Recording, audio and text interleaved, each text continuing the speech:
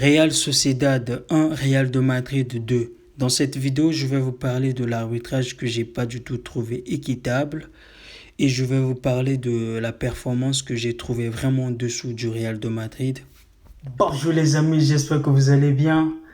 Ce soir, je suis vraiment triste de la performance de cette équipe du Real de Madrid parce que c'est une équipe qui doit nous proposer mieux que la performance qu'ils ont réalisée ce soir. Ah, je suis obligé d'en parler, les amis. Est-ce que le Real de Madrid ce soir a-t-il été avantageux par l'arbitrage?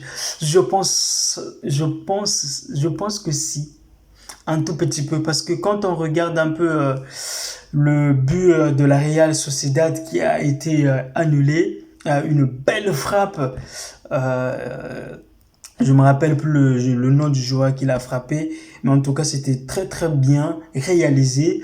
Malheureusement, le but a été annulé parce que son partenaire a fait une obscursion à Thibaut Courtois. Oui, cette annulation me paraît un peu limite parce que quand je suis franchement supporter de cette équipe de la Real Sociedad, ça va me frustrer un peu parce que quand on regarde vraiment de près, il ne l'a pas vraiment gêné, hein. Je l'ai vu se mettre un peu en retrait pour ne pas tout simplement influencer la trajectoire du ballon ou empêcher Thibaut Courtois de, de ne pas voir le ballon arriver.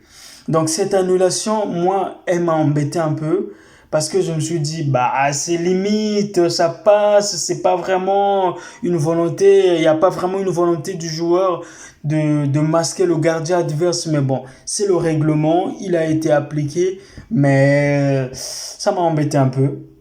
Et le deuxième but du Real de Madrid de Karim Benzema, ah les amis, là c'est encore, là je pense que c'est un peu plus visible. Ce but pouvait être annulé parce que Benzema, le ballon, il l'a pris là. Je pense que là, c'est faute. Le ballon, il ne l'a pas pris. Si je pense qu'il aurait pris là, il n'y aurait même pas de discussion. Mais Benzema l'a pris là. Et même lui-même, en marquant le but, il a montré que ouais, je l'ai pris là. Bon, après, je sais pas, je peux me tromper, mais je pense que quand tu le prends là, c'est faute. Donc, le but de Karim Benzema pouvait être annulé. Et malheureusement pour nous, ça allait être embêtant, mais il faut savoir aussi dire que non, ça n'a pas trop été équitable l'arbitrage ce soir. Je pense que le Real a été avantageux comme la plupart des grandes équipes, hein. Quand ils jouent face aux petites équipes, ils sont toujours un peu avantageux. Je suis un peu triste et je dirais même un peu énervé de voir le Real de Madrid profiter un peu des erreurs d'arbitrage pour gagner ce match. Parce que ce soir, il y avait mieux à faire pour gagner ce match sans être aidé par l'arbitrage quand on regarde l'effectif du Real de Madrid. C'est triste de gagner de cette façon, mais bon, ça fait partie du football.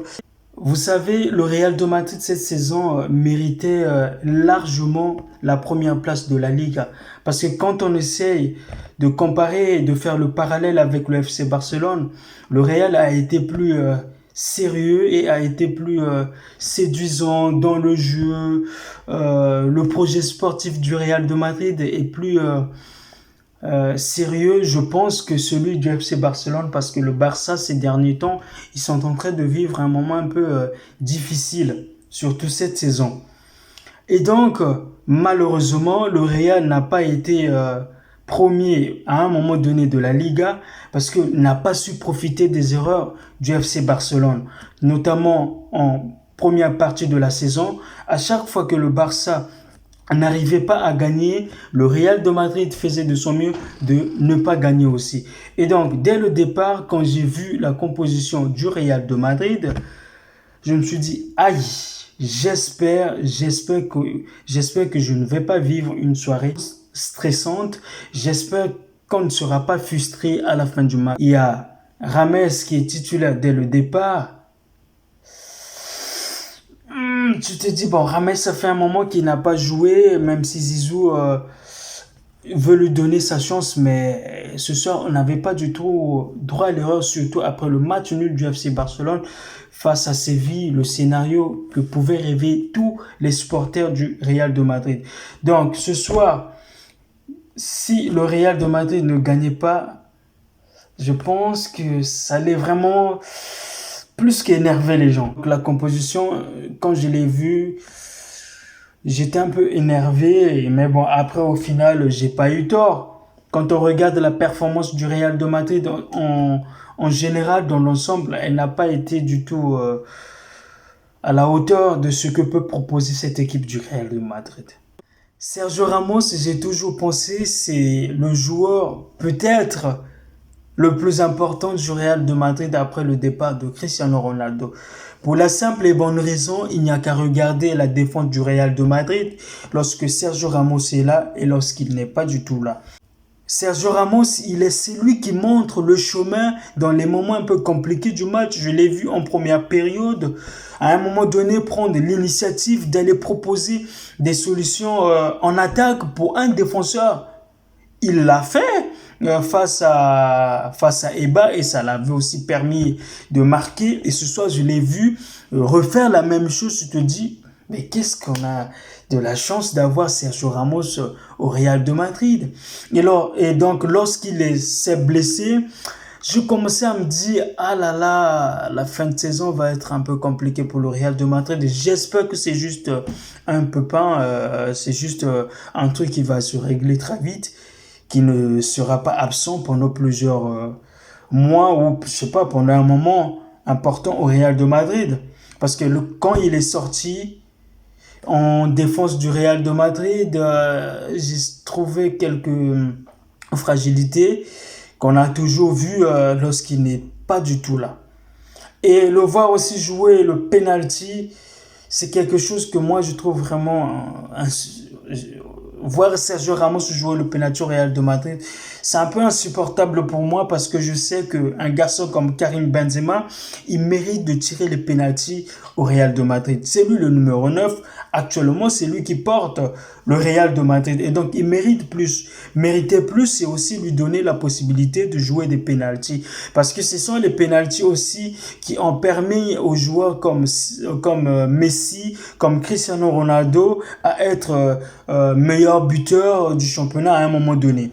Quand on regarde le nombre de penalties que Sergio Ramos a marqué cette saison, je ne dis pas que Benzema pouvait les marquer, mais il avait les vraies possibilités d'améliorer ses statistiques si on lui donnait la responsabilité de tirer les penalties. Je pense que Ramos cette saison, il a marqué peut-être plus de 4 penalties parce que ce soir, il a marqué son 7e but. Et donc, je me dis, Benzema, actuellement, il a 17 buts. Si il tirait aussi les pénalties, il serait peut-être aux alentours de 20-21, ce qui n'est pas du tout à négliger pour un attaquant. Ramos, malheureusement, on ne pourra pas l'empêcher, j'ai l'impression, de tirer le pénalty au Real de Madrid. Heureusement pour lui qu'il l'a aussi. On sait tous très bien que Vinicius est un joueur bourré de talent et on le veut tellement réussir au Real de Madrid qu'on est devenu à un moment donné très exigeant avec ce garçon. Parfois j'ai l'impression qu'il n'a pas du tout progressé avec le Real de Madrid, notamment en phase finale de ses actions. Tu vas voir qu'il démarre bien, mais au dernier moment il lui manque juste le dernier geste pour que tout soit parfait. Parfois, je me dis, est-ce qu'il ne serait pas du tout peut-être envisageable qu'il aille faire un stage de finition avec Cristiano Ronaldo ou avec Messi? Parce que ce garçon, il a juste tout, tout ce que les joueurs, un attaquant peut avoir, quoi. Il commence bien, il percute bien, et ce qui est simple, il a du mal à réaliser. Et je ne le comprends pas. Je ne comprends pas si vraiment il va réussir à franchir ce cap. James Rodriguez, c'est un joueur qu'on aimerait voir réussir au Real de Madrid. Malheureusement, en réalisant la performance de ce soir, je ne pense pas qu'il pourra retrouver facilement sa place de titulaire au Real de Madrid. Mais bon, c'est un peu compréhensible pour un joueur qui n'a pas vraiment joué cette saison, qui est en manque de confiance et qui sait que pour retrouver sa place de titulaire, il doit mieux, mais largement mieux faire. Et ce soir, il n'a pas du tout été médiocre, mais personnellement, je trouve que c'est insuffisant. Il peut mieux faire. Mais bon, les amis, le plus important a été de ramener les 3 points à la maison. Ça a été fait. Que demander de plus? Il y a des soirées comme ça où on joue pas bien, mais on arrive quand même à marquer des buts. C'est ce qu'a fait le Real de Madrid. En première période, c'était vraiment limite et je dirais même en dessous de ce que doit nous proposer le Real de Madrid. Puis en deuxième période, le Real de Madrid a très vite marqué grâce au penalty provoqué par Vinicius. Et après, le Real de Madrid n'a pas été vraiment mauvais. Ils ont géré le match, mais on pouvait mieux faire. On ne peut pas vraiment compter sur ces premiers matchs après le confinement pour juger le niveau de cette équipe du Real de Madrid. On verra ce qu'ils vont nous proposer. Surtout, moi, je pense qu'on pourra commencer à juger cette équipe du Real de Madrid lorsqu'on va arriver à mi-juillet, soit un mois après la reprise de la Liga, parce que là, tout serait vraiment en place et il n'y aurait plus d'excuses. N'oubliez pas de vous abonner, de liker, de partager. On est ensemble, la famille. Prenez soin de vous. Merci beaucoup et à très bientôt. Ciao.